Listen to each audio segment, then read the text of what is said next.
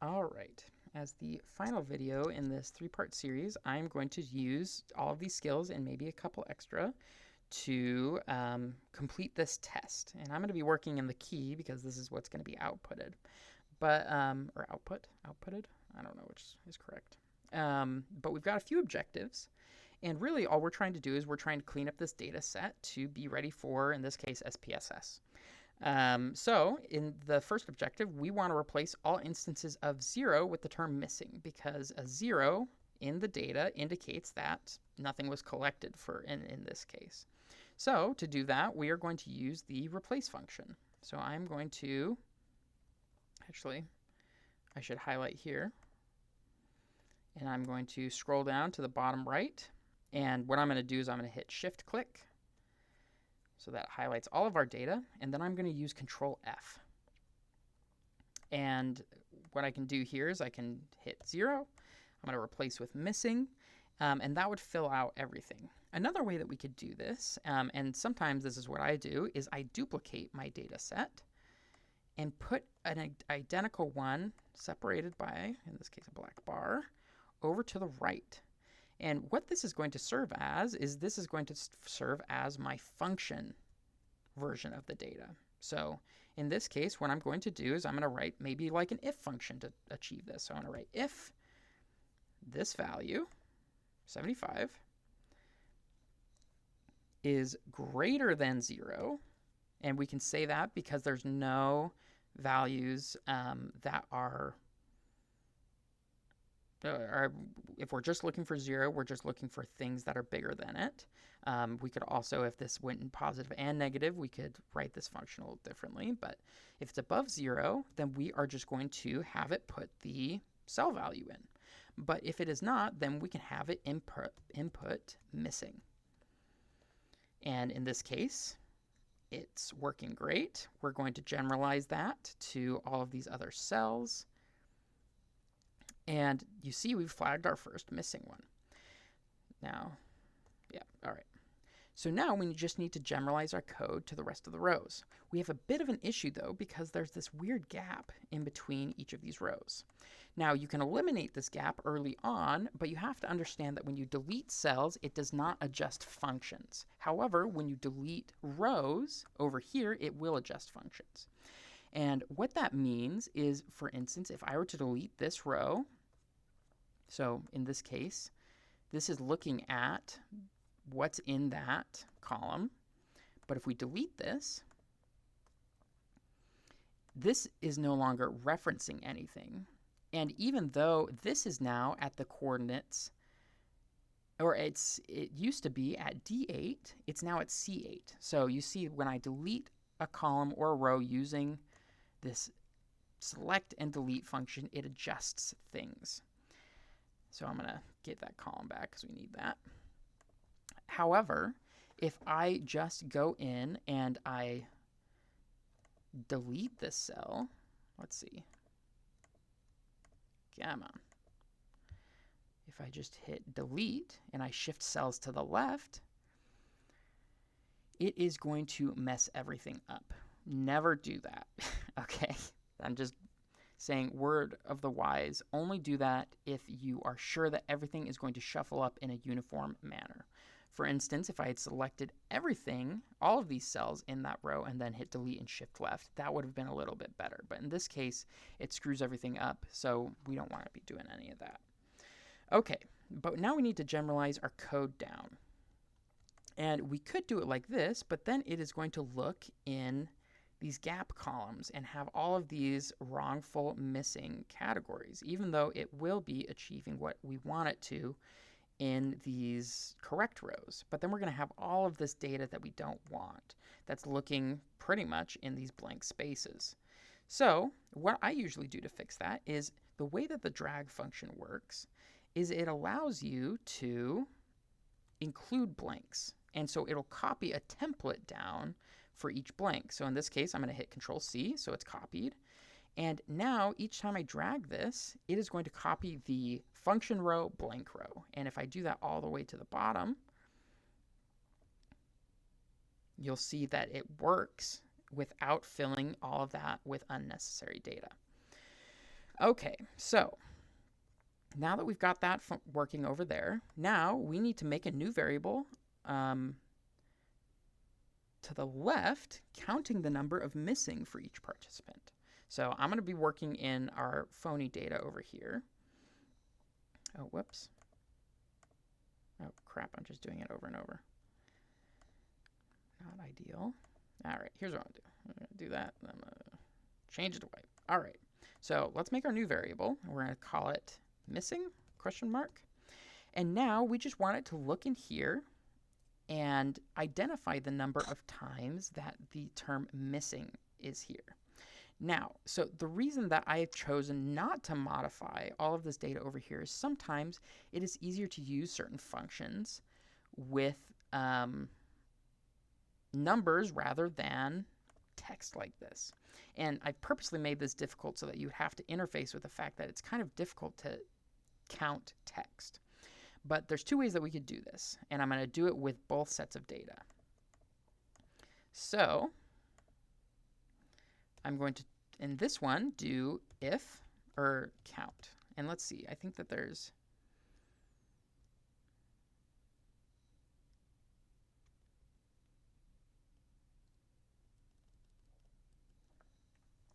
two ways we could do this. I am going to do a count function, which seems counterintuitive because it's going to count all of these that are not text, and that's 39. However, if we note that the total length of this entire area is 41, we can use a simple mathematical equation to determine how many are missing.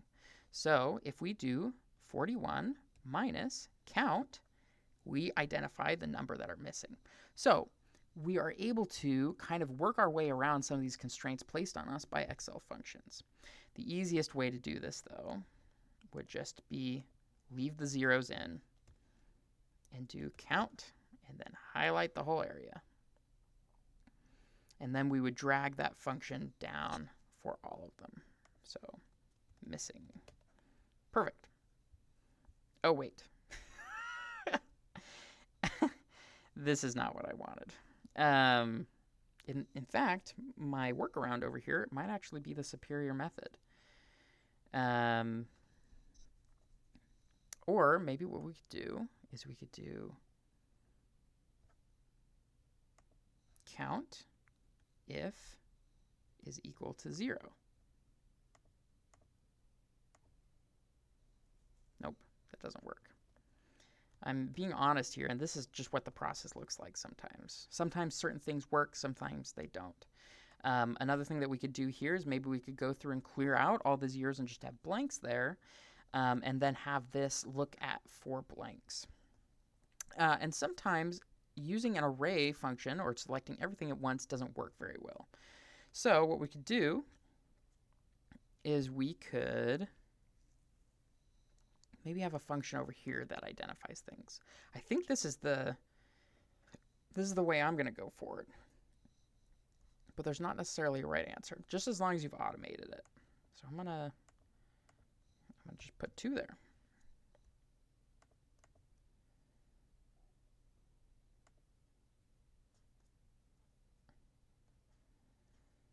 Okay. Does that make sense? Yes. Okay, it's not super intuitive always. Sometimes you have to sit here and think about it. So now we've got a new variable called missing for each participant, which I'll copy over from over here. Now we are going to calculate the average of each participant's baseline and NBAC scores. So I'm going to do this over here, actually. So if we're looking for baseline and NBAC, we're just going to make a new variable called average. I'm going to put it over here to the right. I'm going to put equals average, and I'm going to select that whole array. It gives me the average, and then I'm going to copy that and generalize it to the rest of my code. Super easy. All right, now we are going to look up the sum of people's overall scores. And we're going to create a new variable that will mark them for exclusion or not exclusion. So this is going to require an if function. So what we're going to do is we're going to do total score. And then we are going to do exclude. And then we are going to do a aggregate function, just so I can show you the different parts. So this first part is we're just going to sum this whole thing. We're going to start here.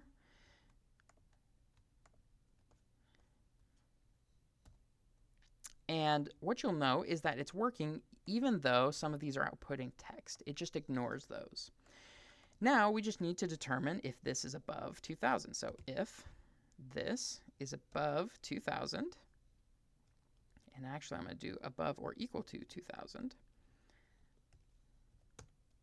we are going to say exclude, or wait, what are we saying?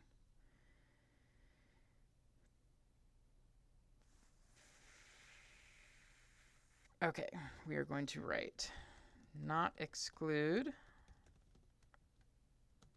or exclude. Oh, I've got a typo in there, but it fixes it for me.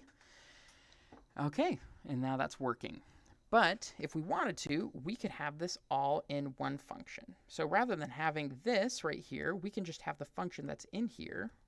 So here's what I'm going to do. I'm going to copy this, paste it, and then for here, I'm just going to input the sum function. So rather than having two columns, we just have a single one that's given us the same answer. So now I can get rid of these. And now I'm going to generalize my code. Control C, and we're going to drag that down. Perfect. All right, what else do we have left? Finally, remove the extra row in between each participant ID using the find and select command. Okay, so we're at a weird part in the data process where we need to use not a delete row or delete column function.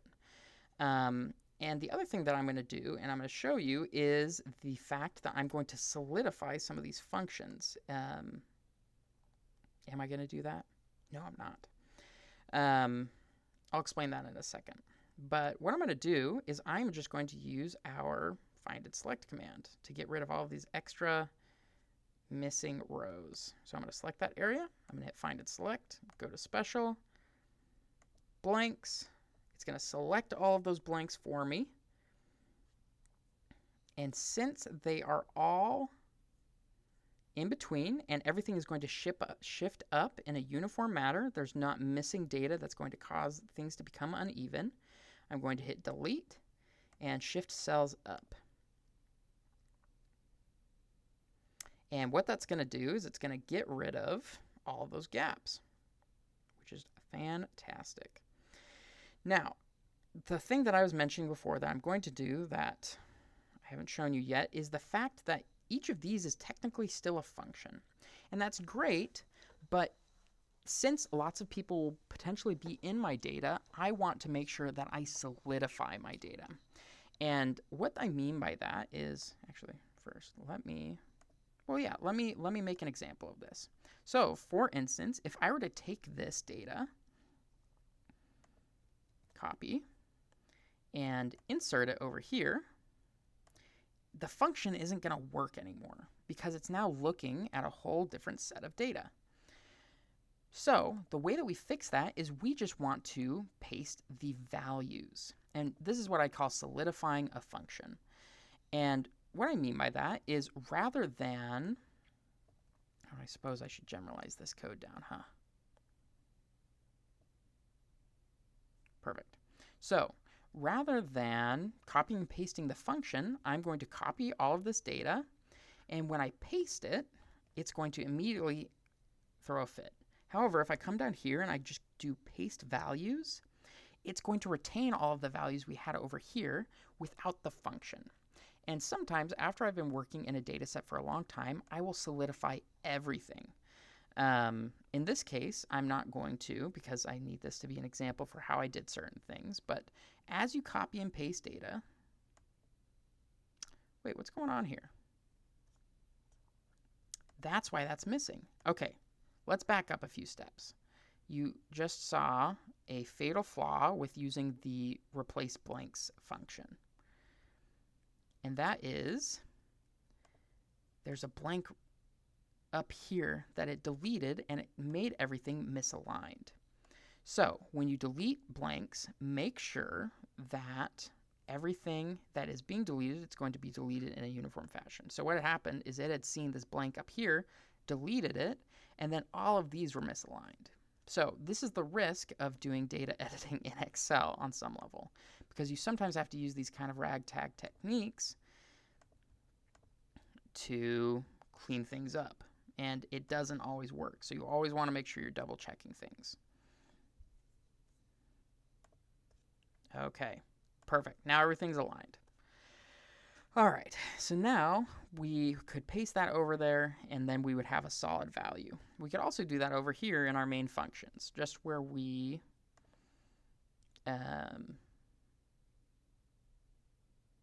like, for instance, we could just copy, paste into the same cell and do that. And now it just says missing. There's no function there anymore.